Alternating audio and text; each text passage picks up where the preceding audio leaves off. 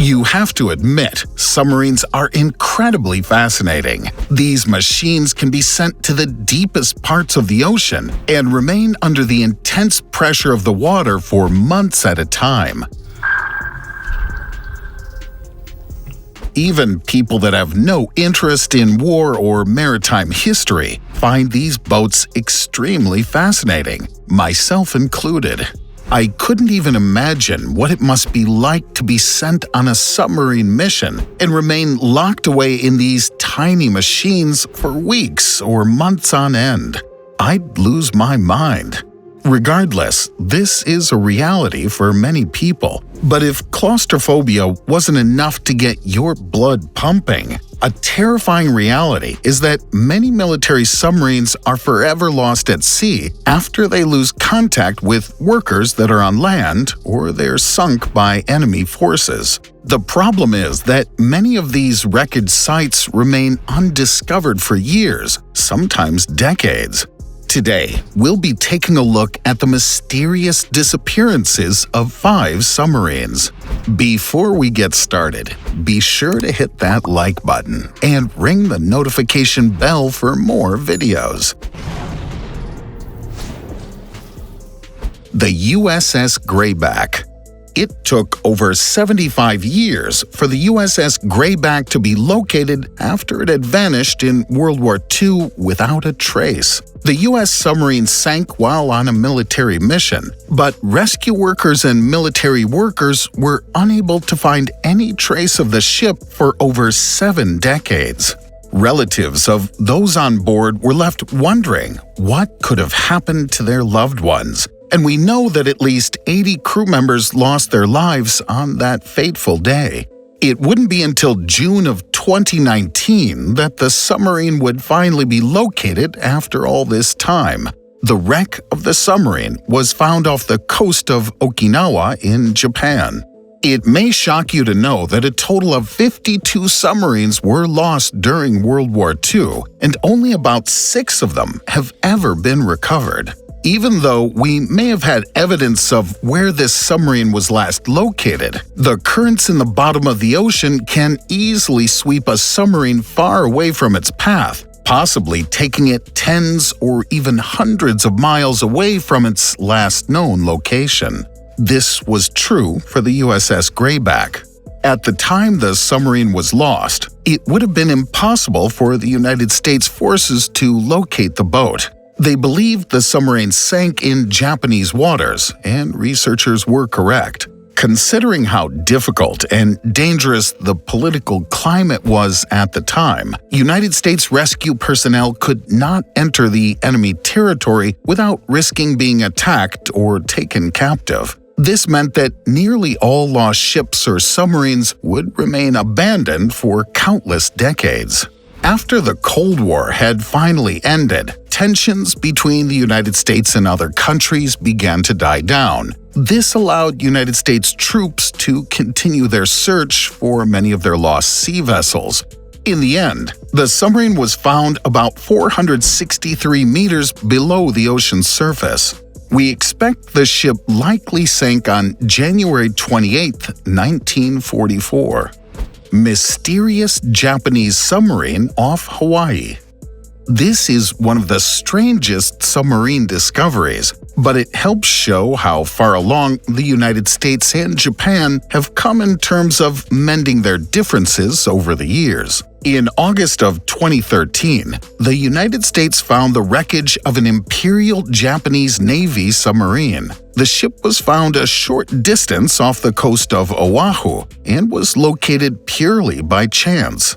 As fate would have it, a team of investigators had been sent to the area to research the ancient people who had lived there many years ago. As they were mapping and documenting the location, they stumbled across the abandoned wrecked submarine.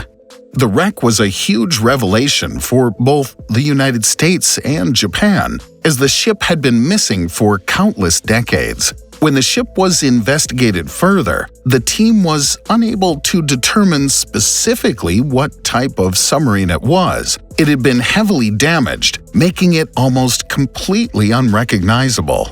Back during World War II, the United States and Japan were fierce rivals. This caused countless conflicts in the sea and on land. Pearl Harbor was one of the largest American naval bases in the Pacific when the Japanese decided to carry out an attack that would live in the hearts of Americans for many decades to come. As tensions were high, many submarines that were sunk around that time would remain unidentified until recently. This submarine was one such vessel. There are two possibilities for the identification of the ship, and it is either an I-23 or an I-400, but we don't know for sure. The researchers tried to determine this using underwater robots, but the results didn't prove much of anything. In the end, they found out that the front of the ship had been severely damaged by torpedoes, which likely explains why it was in such poor condition. While this wasn't the discovery or happy ending the researchers had been hoping for, it did finally bring closure to a mystery that had plagued Japanese officials for more than 7 decades. The pearl fishing submarine off Panama. Did you have any idea that there were submarines back in the 18th century? Me either. The very first submarine was built as early as 1776 by an American inventor named David Bushnell. He nicknamed his creation Turtle. By the 1800s, another model had been created by a French inventor who named his machine Nautilus, taking inspiration from Jules Verne's famous novels. The submarine in this story may not be quite so old, but it was built sometime between 1863 and 1866 by a German-American named Julius Kroll in New York. Julius had been making loads of money selling pearls, and he was always coming up with new ideas to bring pearls to the market more easily. This led him to develop a submarine that was specially designed to go to the seafloor and collect pearls. His plan likely would have been a success if he had known about the now infamous idea of decompression sickness. Just in case you don't already know, this is a sickness that can take the lives of divers if they come to the surface of the water too quickly. The pressure at the bottom of the ocean is insane and has crazy effects on your body. If you come back to the surface too quickly, gas pressure can build up in your veins and have fatal consequences. It was this mysterious illness that caused the submarine named the Explorer to be abandoned for years. At the time, everyone thought the submarine was cursed, so they left it in the banks of the Pearl Coast of Panama and never used it again. These days, we understand that this mysterious illness could have easily been prevented if the divers had taken proper precautions. Since 2001, the boat has been considered a relic of the Second World War, as it was misidentified as a military submarine. However, we recently uncovered the truth about this incredible machine. It remains near Panama today, and tourists will often come by and take photos with it and post them to Instagram. Wow, how the times have changed. The submarine of the German Empire. Back during the First World War, the Imperial German Navy built a huge number of submarines, 360 of them to be precise. We know that 40 of them were lost at sea or sunk near the British coast after being struck by enemies. Most of these wrecks were never found, and countless lives were lost in these disasters. Though one of the submarines resides off the coast of Kent and can still be easily accessed to this day. What makes this submarine more unique is that it was not sunk during the war, but it managed to wreck while on the way to its destination. As the war was coming to a close, the Germans were required to deliver a Ub122 and other weapons to the British government. The Ub122 sank while on the way to a scrapping business. A major storm blew in and caused the boat to strike a sandbar near the opening of the Medway River. It is still there to this day. The boat was scrapped by locals who used parts from it to repair or build all sorts of devices or machines. The submarine is only a shell of what it used to be, with people having stripped it of any valuable parts they could find. What makes this submarine interesting is that it can be easily accessed by anyone when the tides are low. It sits just off the coast of the river, meaning it's a hotspot for children and amateur photographers who walk out past the shore and visit the submarine often. We don't know why the government never retrieved it, but it still rests on the sandbar to this day.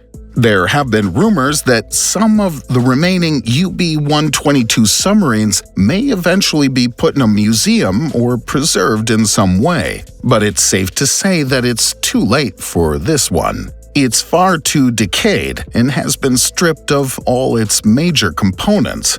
It's a lost cause at this point. The Russian nuclear disaster boat. The Russians did not spare any expense during the war and continued investing large amounts of money into the Navy even during times of peace. Many of their submarines that were built in the 1960s would remain in active duty until 1989, when they were either replaced or taken out of commission. The problem with most of these submarines is that they contain radioactive waste that can pose a serious threat to people, wildlife, or the ocean and drinking water.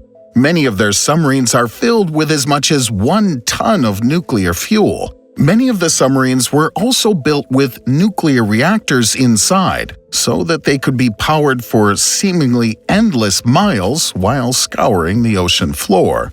This was a huge leap in science and helps the Russians carry out all sorts of difficult missions, but it is deadly for the environment. This means that most of the sunken nuclear submarines have been at the bottom of the ocean for many decades, as most divers are far too afraid to venture close to them.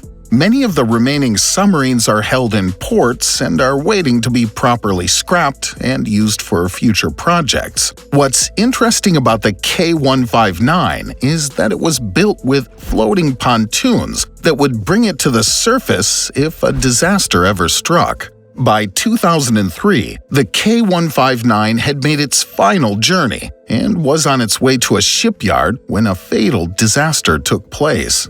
3 men were tasked with entering the K159 that had been sitting abandoned for many years. They were asked to help bring the submarine back to shore. This is when disaster struck. As the submarine was being towed to the port, several of its seals failed. This meant that water came pouring into the submarine and claimed the lives of 2 of the men. Only one was able to survive, but even he was in bad shape. It has been estimated that destroying the K159 could cost the government a minimum of $300 million if they were to dispose of the radioactive waste properly. Because of this, it has been sitting abandoned for years. Still to this day, there are hundreds, maybe even thousands of submarines that are sitting in naval ports across the globe. The truth is, we don't know what to do with them anymore. Considering how highly advanced these machines are, it's a shame that they're left to rot away in the waters of the ocean. Who knows? Maybe in the future they could be used to take tourists on adventures around the world. Let us know, have you ever been on a submarine? If so, what did you think? Imagine spending countless weeks or months inside one of these tiny machines, deep at the bottom of the ocean. I would go crazy. Also, let us know what you would do with these leftover submarines. Would you scrap them, sell them, or let them sit there in case you may need them again one day? There are no wrong answers, so tell us your thoughts in the comments. Thanks so much for watching. Be sure to hit that like button and ring the notification bell for more videos.